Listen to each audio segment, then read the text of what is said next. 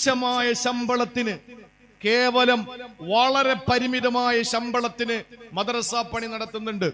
ഞാൻ വേദനയോടൊരു കാര്യം പറയാൻ, സാന്ദർഭികമായിട്ട് എന്റെ പ്രിയപ്പെട്ട സഹോദരങ്ങളോട് ഉണർത്താതെ പോയാൽ നാളെ ഇത് കേൾക്കേണ്ടി വരുന്ന അല്ലെങ്കിൽ കേൾക്കുന്ന ഒരു സമൂഹത്തിന് ഒരു വിരൽ ചൂണ്ടൽ എന്നുള്ള നിലയിൽ ഞാൻ എന്റെ പ്രിയപ്പെട്ട സഹോദരങ്ങളോട് പറയുന്നു, കേവലം തുച്ഛമായ ശമ്പളം വേതനം പറ്റിക്കൊണ്ട് മദ്രസ അധ്യാപനം നടത്തുന്ന ആയിരക്കണക്കിന് പണ്ഡിതന്മാർ ഇന്ന് വലിയൊരു ചോദ്യചിഹ്നമായി നിൽക്കുകയാണ്. എന്താണെന്നറിയോ? ഈ അടുത്ത സമയത്ത് തന്നെ 1-2 എനിക്കറിയുന്ന മഹത്തായ മദ്രസാധ്യാപനം നടത്തി ആ മക്കൾക്ക് വിദ്യ പകർന്നു കൊടുക്കുന്ന 2-3 അധ്യാപകർ, മദ്രസ അധ്യാപകർ ഇന്ന് പല ജയിലുകളിലായി, തടവറകളിലാണ്, പല ജയിലുകളിലാണ്. ഞാൻ വേദനയോടെ പങ്കുവെക്കുകയാണ്. എന്താണ് കേസ് എന്ന് പിന്നീട് അറിയാൻ കഴിഞ്ഞത് പോക്സോ പ്രകാരം അവരെ അറസ്റ്റ് ചെയ്തതാണ്. എന്ന് പറഞ്ഞ ബാലപീഡനം. ആരാ? ഈ പറയപ്പെടുന്ന അധ്യാപകരുടെ അധ്യാപനം നടത്തിയ സ്ഥലങ്ങൾ ചെന്ന് പരിശോധിക്കുമ്പോൾ അവിടെയുള്ള 99.25% ആളുകളും പറയുന്നു ഉസ്താദ് പൂർണ്ണ നിരപരാധിയാണ്, ഉസ്താദ് പൂർണ്ണ നിരപരാധിയാണ്. പിന്നെന്താണ് സംഭവിച്ചത്? കമ്മിറ്റിക്കാരുമായിട്ടുള്ള വൈരാഗ്യം. നാട്ടിലെ ഒരാൾക്ക് കമ്മിറ്റിക്കാരോട് വൈരാഗ്യം. ആ വൈരാഗ്യം തീർക്കാൻ ഉസ്താദിനെ കരുവാക്കുന്നു. ചില ആളുകൾ ഉസ്താദ് തങ്ങളുടെ താളത്തിനൊത്ത് തുള്ളുന്നില്ല എന്നറിയുമ്പോ ഉസ്താദ്മാരെ കുരുക്കാൻ ഇപ്പൊ പറ്റിയ ഒരു പണി എന്ന് പറഞ്ഞാൽ മക്കളെ പീഡിപ്പിച്ചു, അടിച്ചു, അവിടെ തടകി, ഇവിടെ പിടിച്ചു, അവിടെ തൊട്ടു എന്ന് പറഞ്ഞാൽ അതോടുകൂടി ഇനി ലോകത്ത് ആര് വിചാരിച്ചാലും ഇറങ്ങാൻ പറ്റാത്ത നിലയിൽ തടവറയിൽ അവരെ കൊണ്ടിടാൻ കഴിയും. അങ്ങനെ എത്രയോ പണ്ഡിതന്മാർ വർഷങ്ങളോളം ആ പാവപ്പെട്ട സഹോദരങ്ങളുടെ സ്വത്തും സമ്പാദ്യം മുഴുവനും വിറ്റ് കേസ് പറഞ്ഞാൽ പോലും അവസാനം കോടതി നിരപരാധി എന്ന് പറഞ്ഞ് തിരിച്ചുവിടുമ്പോൾ ഒരൊറ്റ പള്ളിയിലോ മദ്രസയിലോ അവർ പഠിച്ച ദീൻ പ്രബോധനം ചെയ്യാൻ പറ്റാത്ത നിലയിൽ സമുദായം അവർക്ക് ബ്രട്ട് കൽപ്പിച്ചിട്ടുണ്ടാവും, അവരുടെ കുടുംബം നശിച്ചിട്ടുണ്ടാകും, അവരുടെ മക്കൾക്ക് പുറത്തിറങ്ങാൻ കഴിയാത്തൊരവസ്ഥ ഉണ്ടായിട്ടുണ്ടാവും. വൈരാഗ്യത്തിന്റെ പേരിൽ, കമ്മിറ്റിക്കാരോടുള്ള പകപോക്കലിന്റെ പേരിൽ, അല്ലെങ്കിൽ വ്യക്തി വൈരാഗ്യങ്ങളുടെ പേരിൽ കള്ളപ്പരം പ്രചരിപ്പിച്ച് സ്വന്തം മകളെ പീഡിപ്പിച്ചു എന്ന് യാതൊരു മനുഷ്യത്വവുമില്ലാതെ മൃഗങ്ങൾ പോലും ചെയ്യാൻ മടിക്കുന്ന കാര്യം പാവപ്പെട്ട തുച്ഛമായ വേതന ശമ്പളം പറ്റുന്ന പണ്ഡിതന്മാരുടെ തലയിൽ വെച്ച് കെട്ടിയിട്ട് അവരുടെ കുടുംബവും അവരുടെ കുഞ്ഞുമക്കളും അവരുടെ മുന്നിൽ യാതൊരു നിലയിലും വില പോകാതെ പാവപ്പെട്ട പണ്ഡിതന്മാരെ അവരുടെ ഇസ്ലാമിക വേഷം അഴിച്ചു വെപ്പിച്ച് അവരെ തടവറകളിൽ കൊണ്ടുവന്ന് പാർപ്പിക്കുന്ന ഒരവസ്ഥയിലേക്ക് കേരളത്തിന്റെ മദ്രസ സംവിധാനങ്ങളിൽ ഇന്ന് എത്തിച്ചേരുന്നതിൽ 90% വരുന്ന ആളുകളും നിരപരാധികളാണ്. മദ്രസയും വഖഫുമാണ് ഇന്ന് സമുദായം ഏറ്റവും കൂടുതൽ ചർച്ച ചെയ്തുകൊണ്ടിരിക്കുന്നത്. മദ്രസകളാണ് എല്ലാവർക്കും ഇന്ന് വലിയ ഒരു വിറളിയായി, ഭയങ്കരമായ ഒരു അസ്വസ്ഥതയായി കൊണ്ടിരിക്കുന്നത്. ആ സമയത്തിനിടയിലും സമുദായത്തിൽപ്പെട്ട ചില ആളുകൾ അവരുടെ മക്കളുടെ ഭാവി പോലും നോക്കാതെ, സമുദായത്തിന്റെ നാറുന്ന പ്രശ്നമാണെന്ന് മനസ്സിലാക്കാതെ പാവപ്പെട്ട പണ്ഡിതന്മാരെ വ്യക്തി വൈരാഗ്യത്തിന്റെ പേരിലും അതുപോലെ കമ്മിറ്റിക്കാരോടുള്ള ഏതെങ്കിലും വ്യക്തി വൈരാഗ്യത്തിന്റെ പേരിൽ പാവപ്പെട്ട പണ്ഡിതന്മാരെ കരുവാക്കിക്കൊണ്ട് ജയിലുകളിൽ കഴിയുന്ന നിരവധി പണ്ഡിതന്മാരുണ്ട്. അള്ളാഹു അവർക്കൊക്കെ മോചനം കൊടുക്കട്ടെ, അവർക്കൊക്കെ അള്ളാഹു മോചനം കൊടുക്കട്ടെ. നമുക്ക് ആത്മാർത്ഥമായി ദുആ ചെയ്യാം. പക്ഷേ ഇങ്ങനെ കുറ്റം തെളിയിക്കപ്പെട്ട് മദ്രസയിൽ വരുന്ന കുഞ്ഞുങ്ങളോട് അപമര്യാദയായി പെരുമാറുന്ന ആരായാലും എന്റെ അഭിപ്രായത്തില്, അല്ല നമ്മൾ ഓരോരുത്തരുടെയും അഭിപ്രായം, സാധാരണക്കാരന് കൊടുക്കുന്ന ശിക്ഷയുടെ ഒരരട്ടിയാക്കി കൊടുക്കണം. കാരണം മതപഠനം നടത്താൻ വിശുദ്ധ ഖുർആനും കൊണ്ട് നേരം വെളുക്കുമ്പോ മദ്രസയിലേക്ക് വരുന്ന പാവപ്പെട്ട മക്കളോട് ആ നിലയിൽ കണ്ണുകളോടെ കാണുന്ന ഏതധ്യാപകനെയും ഇരട്ട ശിക്ഷ കൊടുത്ത്, വേറെ ആർക്ക് കൊടുക്കുന്നതിനേക്കാൾ ഡബിൾ ശിക്ഷ കൊടുത്ത് അവരെ സമുദായത്തിൽ ബ്രട്ട് കൽപ്പിക്കണമെന്നതിൽ യാതൊരു തർക്കവുമില്ല. പക്ഷേ നിരപരാധികളായ പാവപ്പെട്ട പണ്ഡിതന്മാർ ജയിലുകളിൽ കിടക്കുകയാണ് വൈരാഗ്യത്തിന്റെ പേരിൽ. ഇതാരാണ് സഹിക്കുക? അവരുടെ കുടുംബം സഹിക്കുമോ? ഒന്ന് ആലോചിച്ച് നോക്കിയേ. 10, 20, 30 വർഷം ശിക്ഷ വിധിക്കപ്പെട്ടവർ, 7, 8, 12 വർഷം ശിക്ഷ വിധിക്കപ്പെട്ടവർ അവരെന്ത് തെറ്റ് ചെയ്തു? മഹല്ലത്തിലെ ആബാലവൃദ്ധ ജനങ്ങളും വന്നിട്ട് പറയുന്നു ഞങ്ങളുടെ ഉസ്താദ് പൂർണ്ണ നിരപരാധിയാണ്, ഞങ്ങളെ പിടിച്ചകത്തിട്ടോളൂ, ഉസ്താദ് നിരപരാധിയാണ്. അവസാനം ഈ തെറ്റ് ചെയ്യപ്പെട്ടു എന്ന് അല്ലെങ്കിൽ അല്ലെങ്കിൽ വാദിയായ കുട്ടിയുടെ രക്ഷകർത്താക്കൾ വന്നിട്ട് പറയുന്നു, ഞങ്ങൾക്കും അറിയാം നിരപരാധിയാണ് ഉസ്താദ് എന്ന്, പക്ഷെ ഇത്രയുമായ സ്ഥിതിക്ക് ഞങ്ങൾ ഇനി പിന്നോട്ട് പോയാൽ ഞങ്ങൾക്ക് നാട്ടിലിറങ്ങി നടക്കാൻ പറ്റൂല, അതുകൊണ്ട് ഞങ്ങൾ ഇതിൽ ഉറച്ചു നിൽക്കുന്നു. ഒരു കൂസലുമില്ലാതെ ഒന്ന് ആലോചിച്ച് നോക്കിയേ. പാവപ്പെട്ട പണ്ഡിതന്മാര്, തുച്ഛമായ ശമ്പളം, അവർക്ക് തെങ്ങ് കയറാൻ അറിയില്ല, അവർക്ക് കവുങ്ങ് കയറാൻ അറിയില്ല, അവർക്ക് അത്തറ കച്ചവടം അറിയില്ല, അവര് പഠിച്ചത് അള്ളാഹുവിന്റെ ദീനാണ്. ചെറിയ ശമ്പളത്തിന് ദീനി ഖിദ്മത്ത് നടത്തുമ്പോ ആ പാവപ്പെട്ട മതപണ്ഡിതന്മാരോട് എനിക്കൊരൊറ്റ കാര്യമാണ് ഈ സമൂഹത്തോട് പറയാനുള്ളത്, മദ്രസാധ്യാപകരോട് പറയാനുള്ളത്, നമ്മളെ ഏൽപ്പിക്കപ്പെട്ട കാര്യം നമ്മൾ പഠിപ്പിക്കുക. അല്ലാതെ ഒരു കാരണവശാലും കുട്ടികൾ പഠിച്ചോ, അവർ നന്നായിട്ട് ശ്രദ്ധിക്കുന്നുണ്ടോ എന്ന് നോക്കാൻ നിൽക്കരുത്. ഞാൻ എന്റെ പലരോടും ഞാൻ പറഞ്ഞ കാര്യമാണ്. നമ്മളെ ഏൽപ്പിച്ച ഡ്യൂട്ടി നമ്മൾ നിർവഹിക്കുക, നമ്മൾ പഠിപ്പിച്ചു കൊടുക്കുക. ആ കുട്ടികൾ പഠിക്കുകയോ പഠിക്കാതിരിക്കുകയോ ചെയ്യട്ടെ. അങ്ങനെ വരുമ്പോ സംഭവിക്കുന്ന എന്താണ്? സമൂഹത്തിൽ, സമുദായത്തിൽ മതബോധം നഷ്ടപ്പെടും. അതിന് കാരണമാരാണ്? നമ്മൾ തന്നെയാണ്, രക്ഷകർത്താക്കൾ തന്നെയാണ്. പാവപ്പെട്ട പണ്ഡിതന്മാർ നമ്മളൊക്കെ കാലഘട്ടത്തിൽ പഠിക്കുന്ന സമയത്ത് പള്ളിയിൽ നിന്നൊരു അടി കിട്ടിയാൽ വീട്ടിൽ പറയാൻ മടിക്കും. കാരണം വീട്ടിൽ നിന്നും കിട്ടും തല്ല്, 2 എണ്ണം വീട്ടിൽ നിന്നും കിട്ടും. ഉസ്താദന്മാരുടെ തല്ലും അടിയും കിട്ടിയവരാണ് എപ്പോഴും രക്ഷപ്പെട്ടിട്ടുള്ളത്.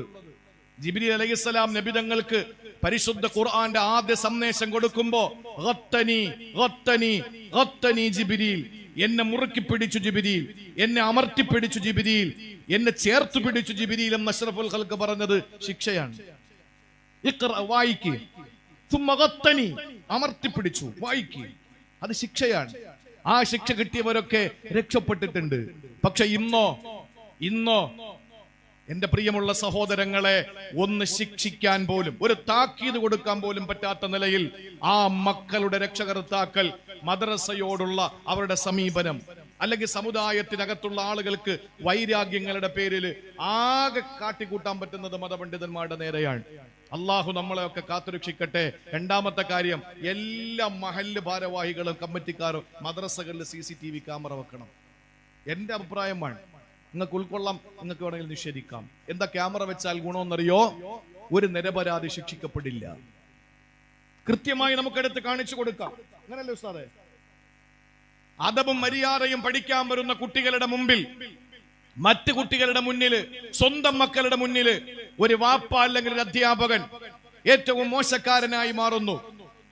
നമുക്ക് സഹായിക്കാൻ കഴിയില്ല. സാമ്പത്തികമായ എന്തെങ്കിലും പ്രശ്നമാണെങ്കിൽ സഹായിക്കാം. പക്ഷേ ഇങ്ങനെയുള്ള കേസിൽ അകപ്പെടുന്ന ആളുകളെ എങ്ങനെയാണ് സഹായിക്കാൻ കഴിയുക? നിരപരാധിയാണെങ്കിൽ പോലും സമുദായത്തിൽ ഒരിക്കലും സഹായിക്കാൻ പറ്റാത്ത നാറുന്ന കേസായി മാറി അവരെ പിടിച്ചകത്തിടാനുള്ള ശ്രമങ്ങൾ എത്ര കിരാതമാണ്.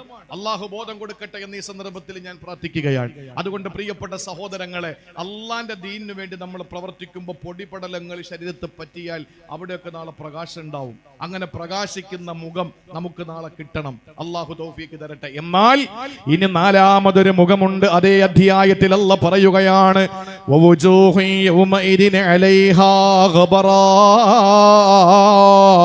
പൊടി പിടിച്ചിരിക്കുന്ന മുഖമാണ് 4-മത്തെ മുഖം.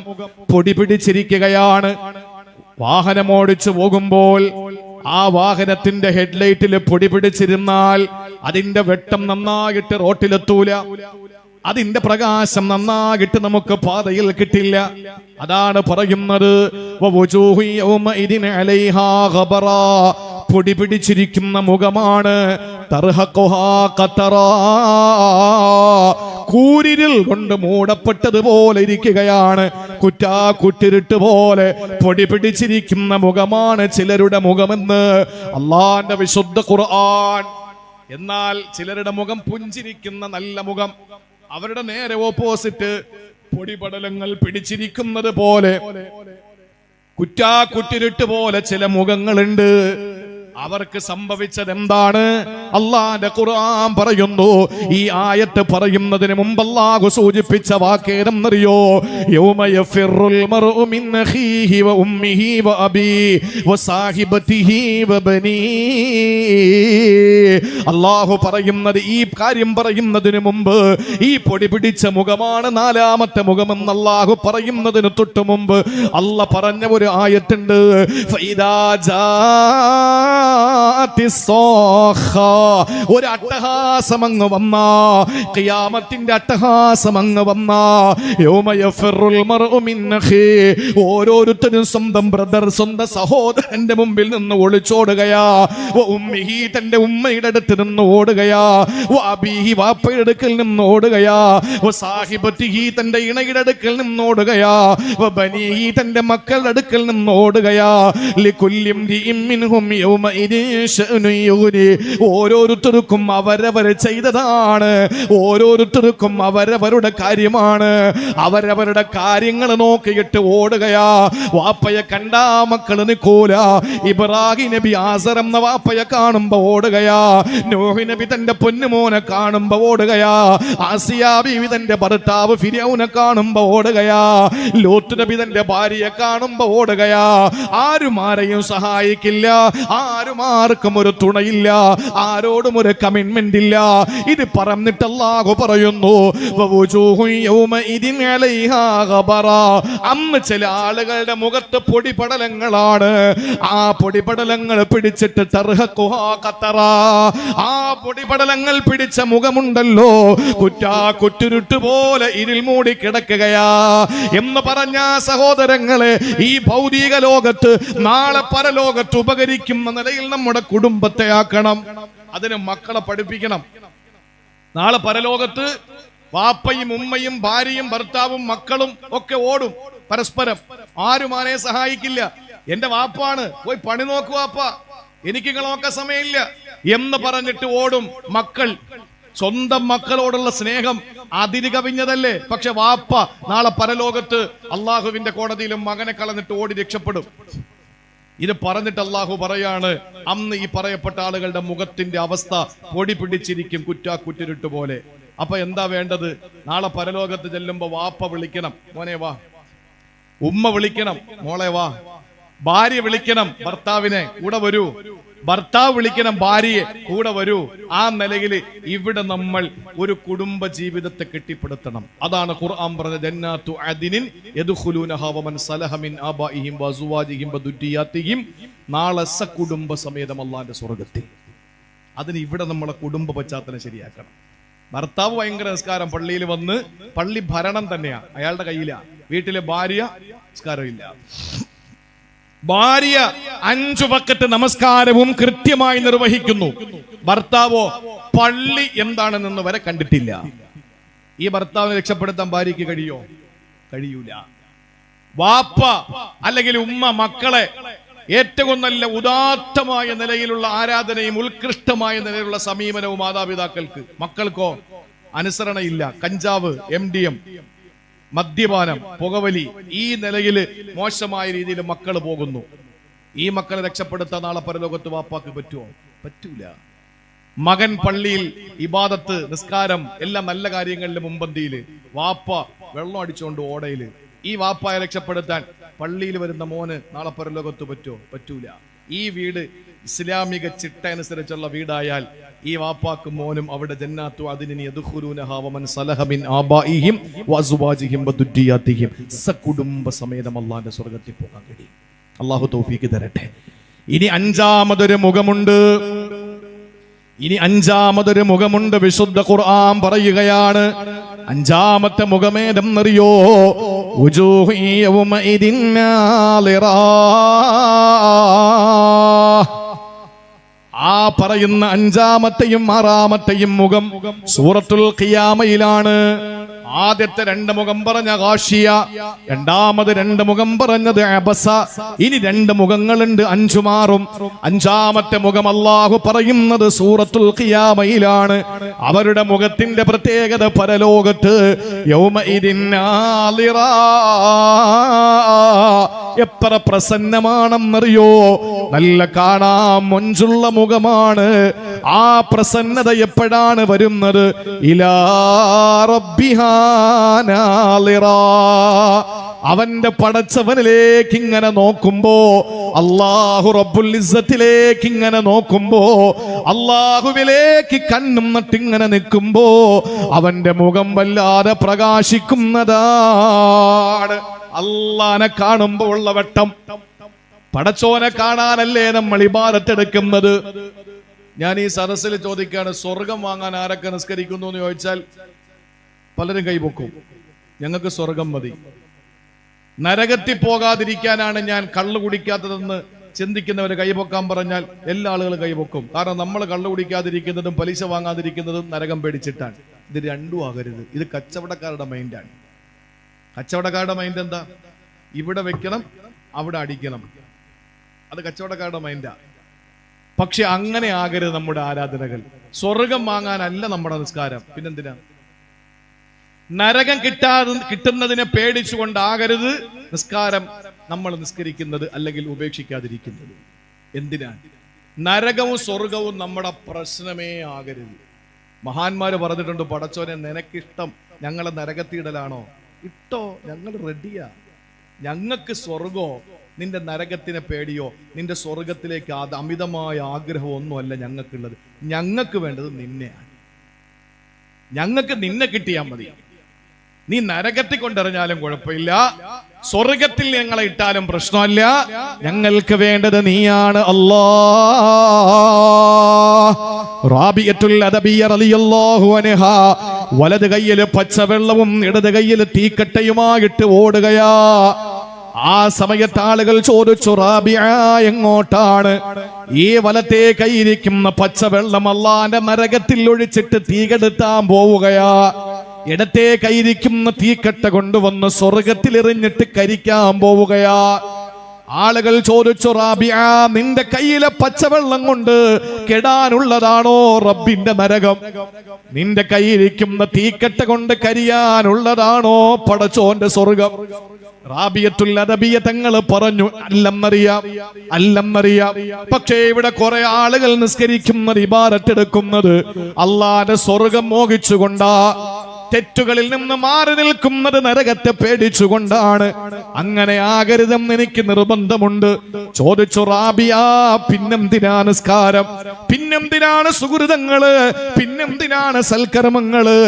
ആ സമയത്ത് റാബിയത്തുൽ അദബിയ തങ്ങൾ പറയുകയാ, നമ്മുടെ ഏറ്റവും പ്രധാനപ്പെട്ട ലക്ഷ്യം ഒന്നേ ഒന്ന്, അത് എന്റെ പടച്ചോനെ എനിക്ക് കിട്ടലാ.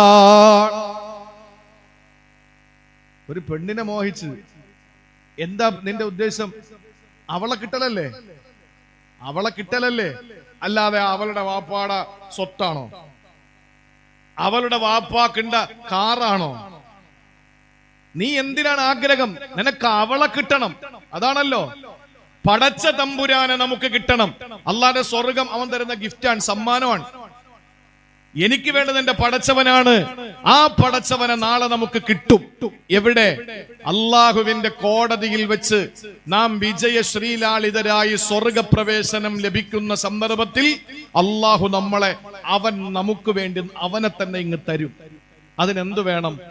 ഫമൻകാന യർജു ലിഖാ റബ്ബിഹി ഫൽയഅമൽ അമലൻ സ്വാലിഹാ വലാ യുശ്രിക് ബിഇബാദത്തി റബ്ബിഹി അഹദാ. അള്ളാഹുവിന് വേണ്ടിയിട്ട് മാത്രമാകണം നമ്മുടെ ആരാധന. കൂട്ടത്തിൽ ഒരാൾക്കും വേണ്ടിയാകരുത്. ഇബാദത്ത് സൽക്കർമ്മം ചെയ്യണം, ഷിർക്ക് ചെയ്യരുതെന്നാണ് ഈ പറഞ്ഞതിന്റെ അർത്ഥം. സൽക്കർമ്മവും ചെയ്ത് കൂടെ ഷിർക്കും ചെയ്യുന്ന ആരെങ്കിലും ഉണ്ടോ? ഇത് രണ്ടും വൈരുദ്ധ്യമല്ലേ? ഒരാള് സൽക്കർമ്മം ചെയ്താൽ അയാൾക്ക് ഷിർക്ക് ചെയ്യാൻ പറ്റില്ല. ഫൽയഅമൽ അമലൻ സാലിഹ, സൽക്കർമ്മം ചെയ്യണം. വലാ യുശ്രിക് ബിഇബാദത്തി റബ്ബി, ഷിർക്ക് ചെയ്യരുത്. അപ്പോ ഇത് ഏത് ഷിർക്ക? മൈനർ ഷിർക്കാണ്. ഷിർക്കുൻ അസ്ഗർ, ചെറിയ ഷിർക്ക്. അതേതാ? അരിയ, ലോകമാന്യത. പള്ളിയിലെ ഉസ്താദ് നിൽക്കാൻ, അപ്പൊ ഞാൻ നല്ല പുള്ളിയാന്ന് കാണിക്കാൻ വേണ്ടിയിട്ടൊരു നിസ്കാരം. പള്ളിയിലെ സെക്രട്ടറിക്ക്, അപ്പം ഉസ്താദിന്, ഞാൻ ജമാഅത്തിന് മാത്രമല്ല അല്ലാതെയൊക്കെ നിസ്കരിക്കുമെന്ന് അറിയിക്കാൻ വേണ്ടി ഉസ്താദിന്റെ ഒരു നിസ്കാരം. ഇതൊക്കെ അതിൽ പെടും, ജനങ്ങൾക്ക് വേണ്ടിയിട്ടുള്ളതിൽ പെടും. അവൻ അല്ലാഹയെ കിട്ടൂല. എന്ത് ചെയ്താലും ആത്മാർത്ഥമാണ്. ആളുകൾ എന്തോ പറഞ്ഞോട്ടെ, എന്റെ റബ്ബിനെ എങ്ങനെ കാണിച്ചാൽ മതി, എന്റെ റബ്ബിന് വേണ്ടിയാണ് ഞാൻ ചെയ്യുന്നത്. ആളുകൾ എന്തോ പറഞ്ഞോട്ടെ, എനിക്കതിന്റെ പ്രശ്നമല്ല. ആ ഒരു മൈൻഡ് നമുക്കുണ്ടായാൽ പടച്ചോനെ നമുക്ക് കിട്ടും. അല്ലാതെ നമ്മൾ ആർക്ക് വേണ്ടി എന്ത് ചെയ്താലും അല്ലാഹനെ കിട്ടൂല. അള്ളാനെ കിട്ടുമ്പോ നമ്മുടെ മുഖത്തിന്റെ പ്രത്യേകത വുജൂഹു യൗമഇദിൻ നാളിറാ ഇലാ റബ്ബിഹാ നാളിറാ, പ്രകാശിക്കുന്ന മുഖമാണ്, സന്തോഷിക്കുന്ന മുഖമാണ്. ആ മുഖം എന്റെ പ്രിയപ്പെട്ടവരെ, പ്രസന്നമായ മുഖം അല്ലാഹനെ കാണുമ്പോഴാണ്. ഇനി ആറാമത്തെ മുഖമേതെന്നറിയോ? അതേ സൂറത്തിൽ തന്നെ അല്ലാഹു പറയുകയാണ്, വവുജൂഹു യൗമഇദിൻ ബാസിറാ. ചില ആളുകളുടെ മുഖം ഇങ്ങനെ ചൂളി നിൽക്കുകയാണ്, സന്തോഷമില്ല, ആനന്ദമില്ല, അവരുടെ മുഖത്ത് വെളിച്ചമില്ല, വെട്ടമില്ല, പ്രകാശമില്ല. പിന്നെയോ ബാസിറാ, അതായത് ചൂളിക്കിടക്കുകയാണ്. തളുന്നു അയ്യുഫഅല ബിഹാ ഫാഖിറാ, അവർ ചിന്തിക്കുന്നത് നട്ടെല്ല് പൊട്ടിയെന്നാണ്. എന്ന് പറഞ്ഞ എല്ലാ തീർന്നു എന്നവർ ചിന്തിക്കുകയാ. എന്റെ പ്രിയപ്പെട്ടവരെ, അതാണ് ആറാമത്തെ മുഖം എന്നല്ലാന്റെ പരിശുദ്ധ ഖുർആൻ. ആ പറയപ്പെട്ട കാര്യം ആർക്കാണ് അല്ലാഹു കൊടുക്കുന്നതെന്നറിയോ? ചൂളിപ്പോകുന്ന മുഖം ആർക്കെന്നറിയോ? മുഖം ചൂളിപ്പോകുന്നത് ആരുടേതെന്നറിയോ? ഇത് പറയുമ്പോൾ പടച്ച തമ്പുരാൻ അതിന് തൊട്ടു മുമ്പ് അല്ലാഹു പറഞ്ഞത്, കല്ലാ ബൽ തുഹിബ്ബൂനൽ ആജില വതദറൂനൽ ആഖിറ. എന്ത് ചെയ്താലും ദുനിയാവിന് വേണ്ടി ചെയ്യുന്നവരാ, ആഖിറത്ത് അവർക്ക് ലക്ഷ്യമില്ല, ആഖിറത്തിനു വേണ്ടി ഒന്നും ചെയ്യുന്നില്ല, എല്ലാ ദുനിയാവിന്റെ സന്തോഷത്തിന് വേണ്ടി ചെയ്യുന്നവരാ. അവർ കള്ള കൊടുക്കുന്നത് പരലോകത്തവരുടെ മുഖം ബാസിറ, ചൂളിക്കിടക്കുകയാ. അവരുടെ മുഖം വല്ലാതെ ചുക്കി ചുളിഞ്ഞ് ചൂളി ഇരുണ്ട് മൂടി കെട്ടിക്കിടക്കുകയാണ്, പ്രസന്നതയില്ല. അതിന്റെ കാരണം ദുനിയാവിൽ അവർ ദുനിയാവിന് വേണ്ടി ജീവിച്ചു, ആഖിറം അവരുടെ പ്രശ്നമായിരുന്നില്ല. ഇത് പറഞ്ഞിട്ടല്ല പറയുന്നു, ഫലാ സ്വദ്ദഖ വലാ സ്വല്ലാ. അവര് സത്യം പറഞ്ഞിട്ടില്ല, നിസ്കരിച്ചിട്ടില്ല, അവര് സദഖ കൊടുത്തിട്ടില്ല, നിസ്കരിച്ചിട്ടില്ല. വലാകിൻ കദ്ദബ വതവല്ല. ആഖിറത്തെ പറ്റി പറയുന്ന പ്രസംഗങ്ങൾ അവർക്ക് അരോചകമാണ്, ആഖിറത്തെ പറ്റി പറയുന്നവർക്ക് വല്ലാത്ത വെറുപ്പാണ്. അല്ലാഹുവിന്റെ ഖുർആൻ പറയുന്നു, പള്ളിയിൽ അവന് വന്നാൽ അല്ലാഹനെ പറ്റി എന്തെങ്കിലും ഒന്ന് പറഞ്ഞു കൊടുത്താൽ അവൻ അതിന് താല്പര്യമില്ലാതെ പിന്തിരിഞ്ഞു പോകുന്നു. എങ്ങനെയാ പോകുന്നത്?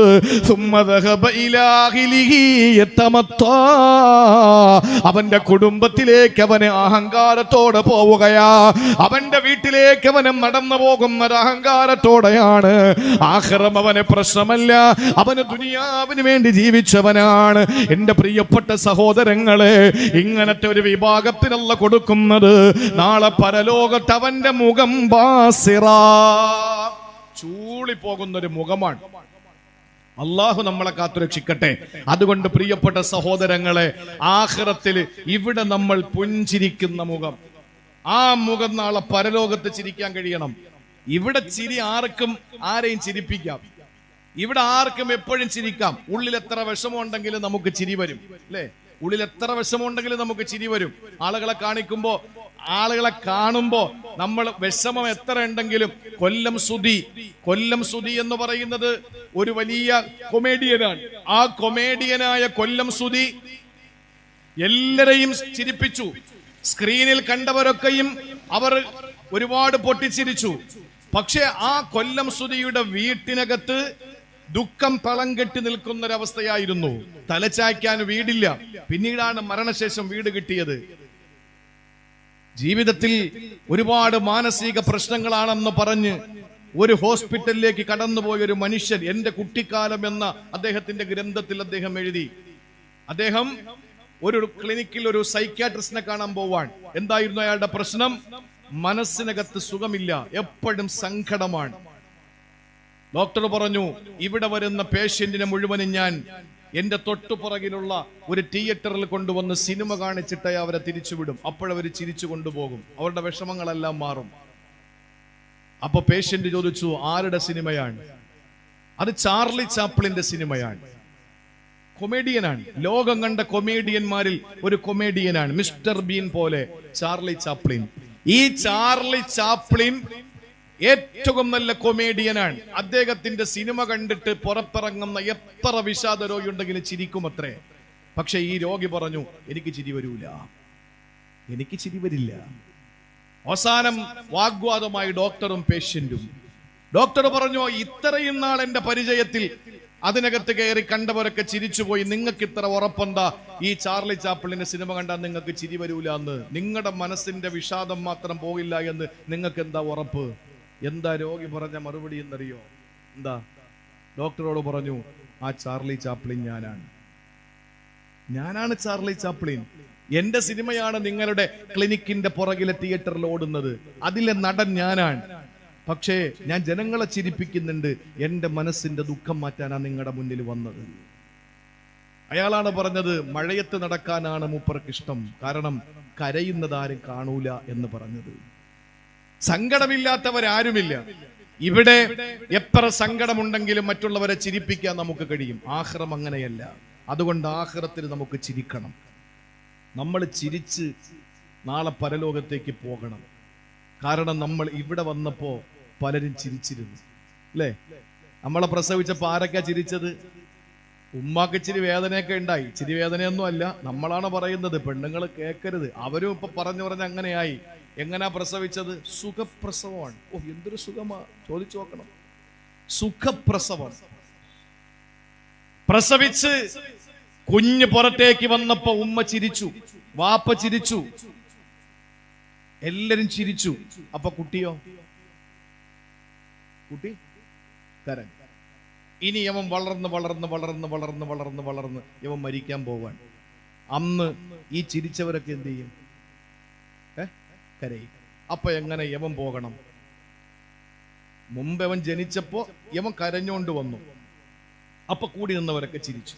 ഇപ്പൊ കൂടി നിന്നവരൊക്കെ കരയുന്നു. അപ്പൊ ഇവ എങ്ങനെ പോകണം? ചിരിച്ചോണ്ട് പോകണം. വലദത്ക ഉമ്മുക യബ്ന ആദമ ബാകിയാ വന്നാസു ഹൗലുക യൽഹഖൂന സുറൂറാ ഫജ്ഹദ് ലിനഫ്സിക അം തകൂന ഇദാ ബകൂ ഫി ഹാലി മൗതിക ലാഹികം മസ്റൂറാ. എല്ലാവരും ചിരിച്ചപ്പോ നീ കരഞ്ഞുകൊണ്ടാണ് ഭൂമിയിൽ വന്നത്. ഇനി എല്ലാവരും കരയുമ്പോ ചിരിച്ചുകൊണ്ട് തിരിച്ചു പോണം. അള്ളാഹു മരിക്കുമ്പോ ചിരിക്കാനുള്ള ഭാഗ്യം തരട്ടെ. മരിക്കുമ്പോ ചിരിക്കാനുള്ള ഭാഗ്യം അള്ളാഹു തരട്ടെ. മഹാന്മാരായ 2 പേര് അലി റളിയല്ലാഹു അൻഹുവിന്റെ ശിഷ്യന്മാരാണ്. അവരൊരു തീരുമാനമെടുത്തു, ഞങ്ങൾ ഇനി സ്വർഗത്തിലാണോ നരകത്തിലാണോ എന്ന് അറിയുന്നവരെ ചിരിക്കൂല. അറിയുമ്പോഴേ ചിരിക്കുള്ളെന്ന് പറഞ്ഞു. മരിക്കുന്നവരെ ചിരിച്ചിട്ടില്ല. അവസാനം മയ്യത്ത് കുളിപ്പിച്ചവര് പറയുന്നു, മയ്യത്ത് കട്ടിലിൽ കിടന്ന് 2 പേരും ചിരിക്കാൻ.